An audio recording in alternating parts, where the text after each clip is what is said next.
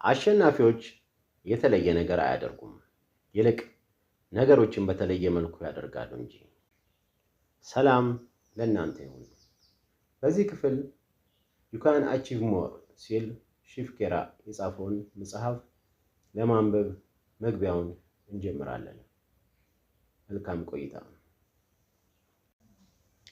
መግቢያ። የበለጠ ይቀዳጁ፣ እንዲሁም ማንም የማያስቆመው ይሁኑ። ቀና አስተሳሰብ ያለውን ሰው ማንም ሊያቆመው አይችልም። በሌላ በኩል ውስጥ ጠማማ የሆነን ሰው ማንም ሊረዳው አይችልም እንደማለት ነው። ሕይወት በእንቅፋት የተሞላ ጉዞን የምትመስል ሲሆን ብዙውን ጊዜ እኛው ራሳችንን የምናደናቅፈው። ሰዎች በሕይወታቸው ከፍታ ላይ መድረስ የሚችሉት ጥልቅ ስብዕናን የታደሉ እንደሆነ ብቻ ነው። ለመሆኑ ይሄ የሚያነቡት ምን አይነት መጽሐፍ ነው? ይህ መጽሐፍ በሕይወት ጉዞ የበለጠ መቀዳጀትን መሰረት አድርገው ለሚንቀሳቀሱ ሲባል የተዘጋጀ ፍኖተ ካርታ ነው። ምስቅልቅሉ በወጣ አካባቢ ሁኔታ ውስጥ አቅጣጫ ለማግኘት ሁነኛ ጠቀሜታ አለው። ዛሬ ሀቅን ማወቅ እውቀት፣ ጥሬ ሀቅን መተርጎም መረዳት፣ እንዲሁም ጥሬ ሀቅን በተግባር ማዋል ደግሞ ጥበብ ነው። በመሰረቱ ማንኛውም ሐሳብ ወደ ትግበራ ካልተገባበት ይሞታል። ምርጥ የተባለው ሐሳብም ቢሆን ካልተሰራበት ዋጋ አይኖረውም።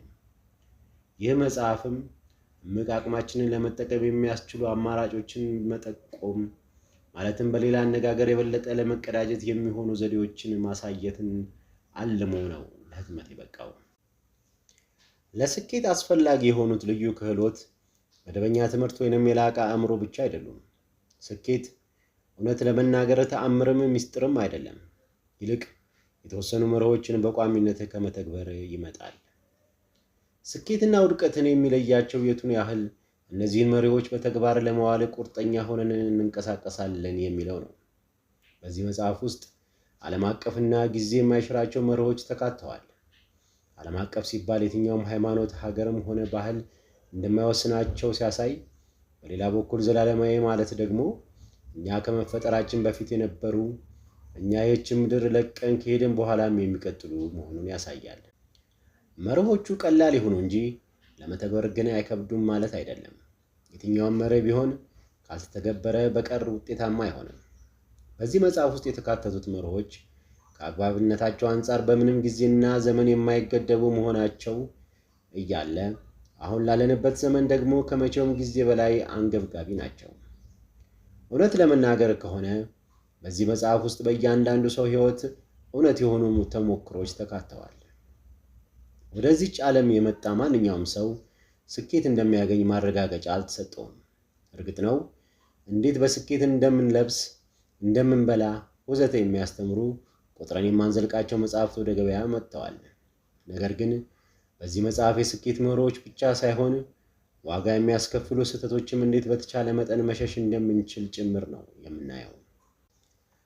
ከዚህ በተጨማሪም በራስ የመተማመን ክህሎታችን ይበልጥ የሚዳብር ሲሆን በዚህ የተነሳም ሕይወት ይበልጥ ትርጉም ያላትና ዘርተን የምናጭድባት ትሆናለች።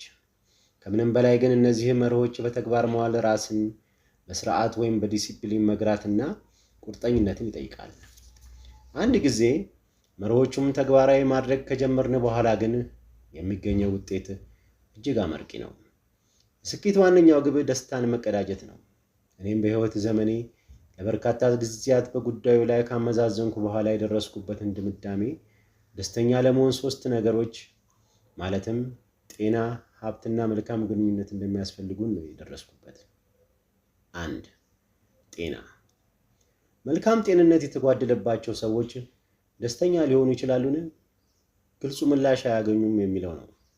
ለምሳሌም በልና እርሱ በዓለም ላይ ሰዎች የሚመኙትን ሁሉ ሀብት እንዲሁም የቱንም ያህል መልካም ግንኙነት ኖሮት ነገር ግን ጤናው ቢጎድል ደስተኛ ሊሆኑ ይችላሉ? 2. ሀብት። እዚህ ጋር ሀብት ስንል የገንዘብ ሀብት ማለት ነው።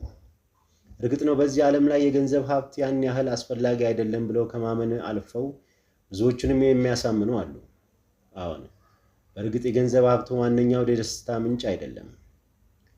በሰላም ዘላቂ ሕይወትን ለመምራት ግን አስፈላጊ ነው። አያስፈልግም የሚሉ ግን ወይም አውቀው ጆሮአቸውን የደፈኑ ወይም ደግሞ ገንዘብ ሲበዛ የተረፋቸው ቢሊዮነሮች መሆን አለባቸው።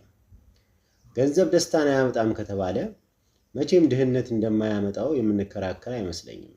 ድሃ ሆኖ ደስተኛ የሆኑ ብዙ ሰዎች አላየሁም። 3. መልካም ግንኙነት። የሰው ልጅ መልካም ግንኙነት ከሌለው በሕይወቱ ትልቅ የተጓደለ ነገር አለ ማለት ነው። ይህ ደግሞ ወይ ወደ ስጋት አሊያም ብቸኝነት ያመራል። መልካም ግንኙነት የሌለው ሰው የምሩን ሲደሰት አላጋጠመኝም። አንድ ሰው በዚች ዓለም ላይ ያለው ሀብትና ጤና ቢኖረውም መልካም ግንኙነት ከሌለው ግን ትልቅ ኪሳራ ውስጥ ነው። ከዚህ በላይ ከተዘረዘሩት የትኛውም ቢጎድል እንዴት ደስተኛ መሆን እንችላለን? በዚህ አይነት ሁኔታ ውስጥ ደስታን የሚያገኝ ማንም ቢኖር እሱ እጅግ የተለየ መሆን አለበት።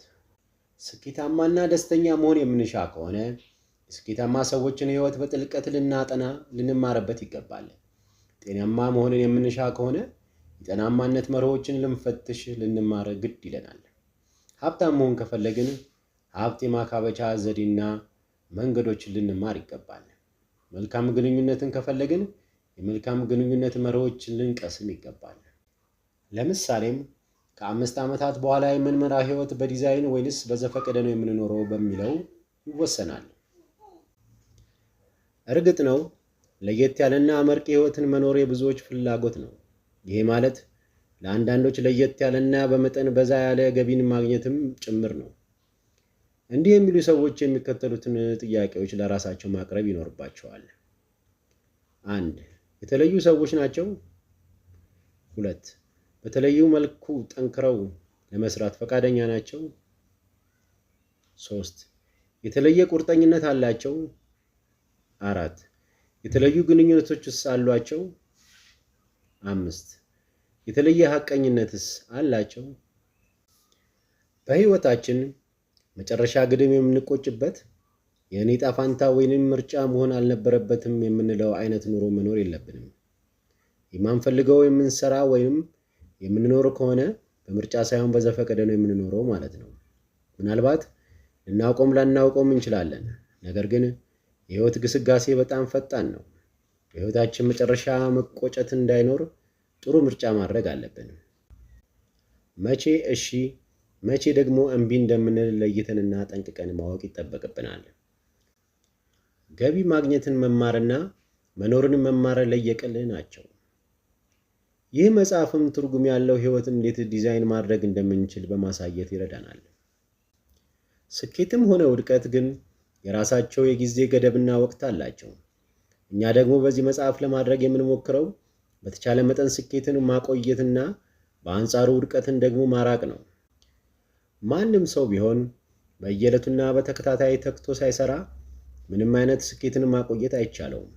በመሆኑም ከሌሎች ለየት ማለትን የምንሻ ከሆነ ለየት ያለ ነገር ማድረግን ይጠበቅብናል። ይህን ማድረግ የማንችል ከሆነ ግን መጨረሻችንን ባክነንና ከሌላው ሳይንለይ ተውጠን መቅረት ይሆናል። በዚህ መጽሐፍ አማካኝነት እውነታዊ የሆኑ ምርጫዎችን ለማድረግና ውድቀትን ለማራቅ የሚችሉ ነገሮችን እናገኛለን። ይህንን መጽሐፍ እንዴት አነበዋለሁ? በተቻለ መጠን ይህን መጽሐፍ በችኮላ እንዳታነቡ ነው የምማጸነው።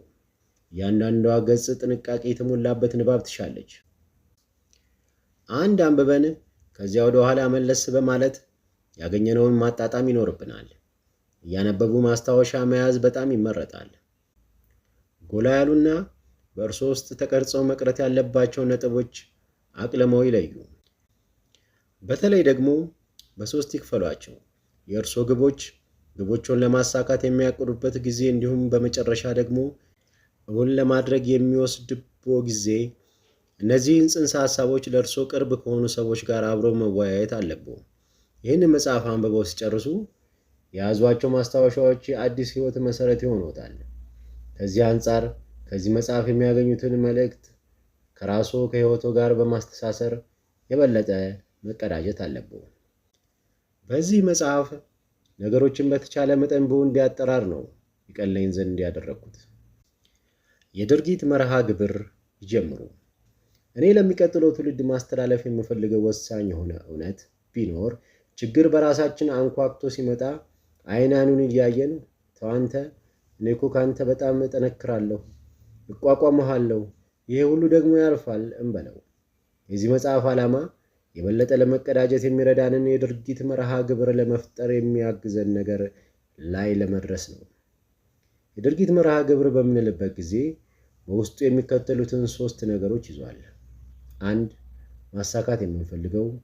2. እንዴት ልናሳካው እንፈልጋለን። 3. እናሳካበታለን ብለን የቆረጥነው ቀን። በቀጣይ ከምዕራፍ 1 ጀምረን መጽሐፉን በየምዕራፉ ከፋፍለን እናነባለን።